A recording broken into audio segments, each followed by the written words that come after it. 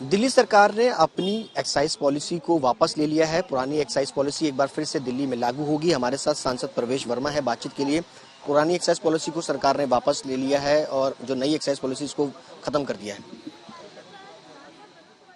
लौट के बुद्धू घर को आए, समय खराब किया, अपना रेवेन्यू खराब किया। क्यों खराब किया? कि उनको पैसा चाहिए था, उनको कोई अपना रेवेन्यू नहीं बढ़ाना था, उनको जो शराब के बड़े बड़े प्लेयर्स हैं उनसे उनको रिश्वत लेनी थी। इसलिए वो एक्साइज पॉलिसी को लेके आए, क्योंकि 5-7 लोगों को फायदा हो, सरकार को फायदा ना हो। जब दिल्ली में कोविड चल रहा था, सेकेंड वेव चल रही थी, जब दिल्ली में 23,000 लोग मर गए, उसी महीने में जब सबसे ज्यादा मौत हुई, उसी समय में ऑक्सीजन कैसे मिले ये नहीं था, कोई कोविड हॉस्पिटल कैसे बने ये केजरीवाल नहीं बता रहा था। केजरीवाल ने क्या अनाउंसमेंट किया कि शराब पॉलिसी आएगी, आ गई है, उसको कैबिनेट से पास कर दिया। तो जब लोग ऑक्सीजन मांग रहे थे, मर रहे थे, उस समय दिल्ली का मुख्यमंत्री एक्साइज पॉलिसी बना रहा था। यहीं से हमारा शक स्टार्ट हुआ। हमने कहा कुछ तो गड़बड़ है। एक मुख्यमंत्री इतना बेरहम नहीं हो सकता कि लोग मर रहे हैं और वो शराब बेचने में अपना दिमाग लगा रहा है। हम उसी समय से इसके पीछे पड़े और कल ऐतिहासिक एक हमारा फैसला आया है। दिल्ली के माननीय जो हमारे लोकायुक्त हैं उन्होंने फैसला दिया कि इसकी इंक्वायरी होगी।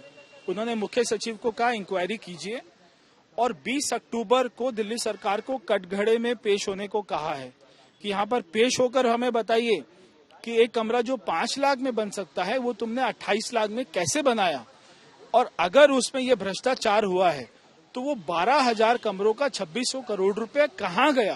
क्या वो सत्येंद्र जैन ने हवाला के थ्रू कहीं पर पहुंचा दिया, उसकी जमीन खरीद ली, क्या हुआ? तो वो जेल जाना तो तय है, उन्हें कोई रोक ही नहीं सकता। सबसे बड़ी जो साजिश है कि बिना टेंडर के काम दे दिया।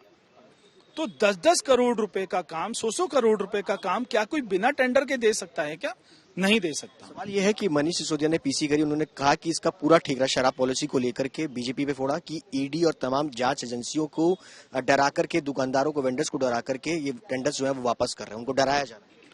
देखिए, मनीष सिसोदिया अभी इस बात की चिंता ना करे, वो इस बात की चिंता करे कि वो जेल में जाकर क्या खाएगा, घर से खाना आएगा या जेल में खाएगा, वहां की दाल रोटी खाएगा या घर से मंगवाएगा।